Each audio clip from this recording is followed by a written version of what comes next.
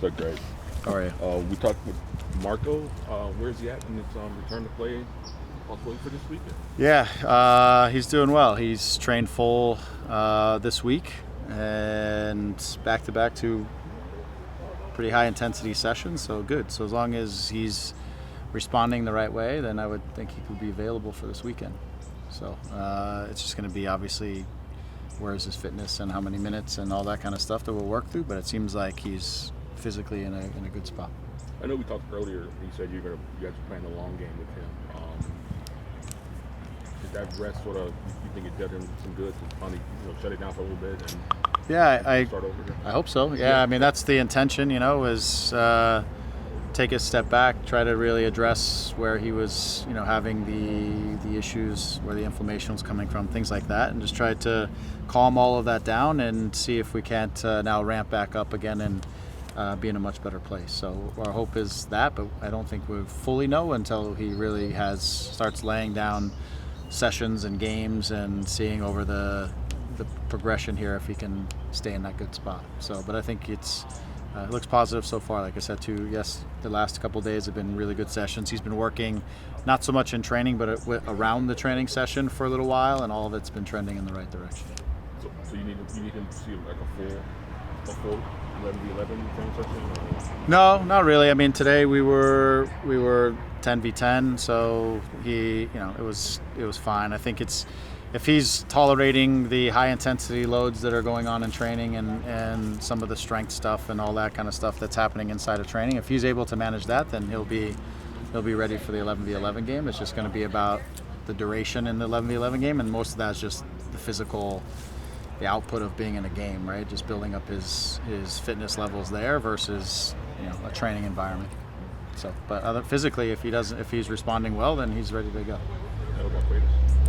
Mauricio's ready. He last week he had probably 2 full training sessions with the group, plus a number of them in what we call P3, which is as a neutral, and which he's doing a lot of the sessions. And this week he's been full, so he's ready. He'll be involved in the group. Go ahead, Josh. Can you get us an update on Maya as well? Yeah, Maya is starting to do some work out on the field. I don't have a specific timeline. I know every day he's trying to push it as fast as he can, and we're trying to just stay mindful, making sure he's healing properly, not just pushing through. So I don't know what to say, but I think I said the other day a couple weeks. I don't know if I can push that forward. I would probably still keep it at within another week or 2 weeks. But he has to sprint and he has to do the things that the high intensity stuff that's really going to find out where he's at. But doing some of the moderate stuff, he's doing great. So I don't have a specific timeline, but a couple weeks I would stay. Sorry, that was a very ambiguous answer. That's fine. I understand. Whenever you look at the game against Austin, what challenges do you think they provide for you? Yeah, they are, speed in the transitions, quality. Their wingers are very good players.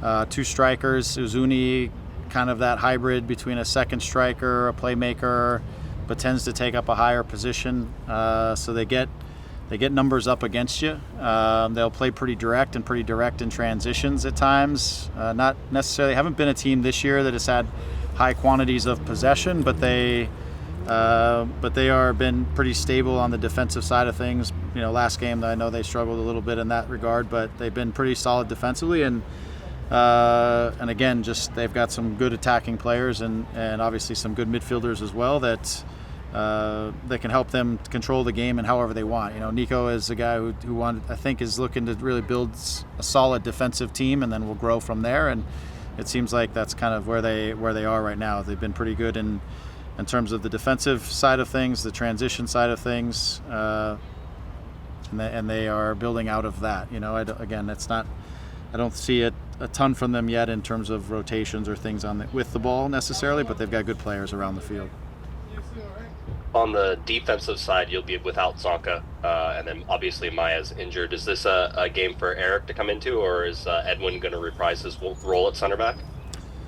Yeah, I mean, we're looking through that. As long as Eric has been good physically. Last week he was having a little bit of issues in the back. It was tightening up, which was kind of resonating down in the hamstrings sort of midweek last week and into the weekend. So again, I felt like if we needed to use him for a short period of time on the weekend, we would have been all right. But for over the longer game, and it was ending up being a longer game when we dropped the man, we weren't. So, but he's trained full this week so far, responded really well. So he certainly would be an option for us. Yeah.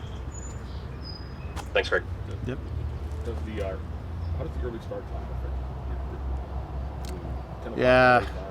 Yeah, I don't love the early start times in general, but I think midday, Austin and Texas, we're getting kind of to that time of year where it can get to be pretty warm. So there also, I think there could be thunderstorms during on Saturday maybe. So weather there for us has been a little unpredictable the last couple of years, but I think the daytime starts, the field dries up, it can be hot, which can mess with the tempo, the speed of the ball, can do things like that. It's not the fast, exciting game that I think is under the lights sometimes at night, but the game could, like I said, get slowed down a little bit, whether it's heat or touch of humidity, but also just the field starts to dry out a lot faster, and then the game slows down a touch. So that's usually what daytime games will do. It slows the game down sometimes, and not quite as exciting from a viewer's perspective, I think. But and the guys have challenges just with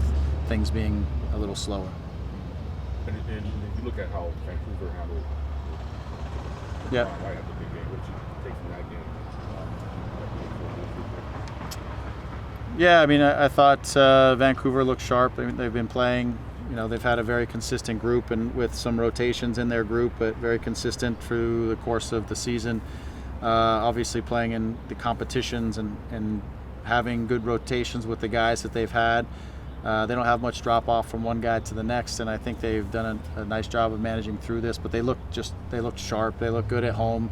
Playing on the turf up there is never like a really easy or straightforward thing. It's sometimes for a team coming in. Austin, they didn't look particularly sharp in terms of the turf. And I thought Vancouver looked really organized, both with and without the ball.